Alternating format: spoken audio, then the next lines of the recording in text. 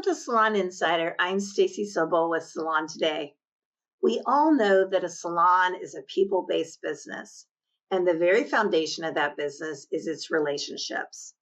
The ones between an owner and their team members, and between team members and their clients. Unfortunately, though, communication is considered a soft skill, not a hard one. So very little, if any, time is spent teaching communication skills in cosmetology school. I recently interviewed Jay Williams, who is a behavioral strategist who helps companies identify the thinking and the behaviors that will help deliver their goals. One of the things that Jay is focused on is solutions-based communication and how it can be a real game changer for leaders. To illustrate this method, Jay walked me through an example that happens every day in a salon, which is a conversation between an owner and a team member about their habitual lateness. We have a tendency to say, well, why are you late? And why questions take you back in time and are problem focused. So if you ask someone why they're late, they said, I overslept, my alarm didn't go off, my battery died. They're going back in time and they're focusing on the problem. An example of a solution-based conversation would be a what question. So what would need to happen so that you're on time going forward? And what happens is it's future thinking and it's solution-based. And what leaders, salon owners, these entrepreneurs love is that it creates shorter, more productive, and more energizing conversation.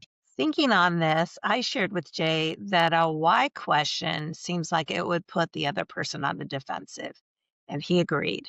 One of the detriments to asking a why question, why were you late? Why didn't you do a consultation with that client? Why didn't you recommend product? Why do you not subscribe to our culture or our dress code? When you ask a why question, it puts someone on the defensive. And it's an astute observation on your behalf because my experience has been is when people share, I say, what is the response when you try to coach someone based on their definition of coaching? They say, well, they're a very defensive person. And so at some point you have to ask, what part do I contribute to that? And so when you talk about collaboration with the process, as a leader is what part do I own the communication? What could I do differently to yield a different result? I was definitely intrigued. So I asked Jay to shift this and give us an example of a solutions-based communication that happens between a stylist and her client. And he chose the ever so challenging example of what to say when a client says to you, she loves your product, but she'd prefer to buy them online. So if someone says they buy online, it's as simple as, just acknowledging that it sounds like you like our product, acknowledgement, question, what would give you a comfort level in purchasing from the salon? If you ask that same client, well, why don't you buy it from us? Now they're going to get on the defensive, and whatever the reason may be.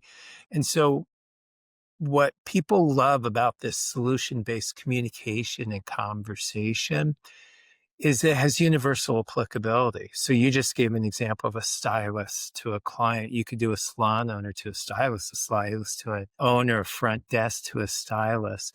And this is where I believe this communication that you talk about is a pinch point in leadership. And the reason that I believe people have been so receptive to it is that they have a tendency to hide, either figuratively or literally, in their office or from conversations or communication or confrontation, because they don't have a mechanism to communicate about this without putting the other person on the defensive. So you might wonder how hard it is to adopt solution-based communication into your leadership skills. But Jay says it's easier than you might think. If somebody was listening, we have devised it so that within 3 90-minute interactions, I can get you and your team where you need to be, that you feel as though you have the thinking, the skills, and the confidence to communicate this way. So I share that with people if they're going, wow, is this going to take years? Am I going to have to go on a retreat? Am I going to have to take a full day workshop? The concept is simple and it's hard. Not but it's hard.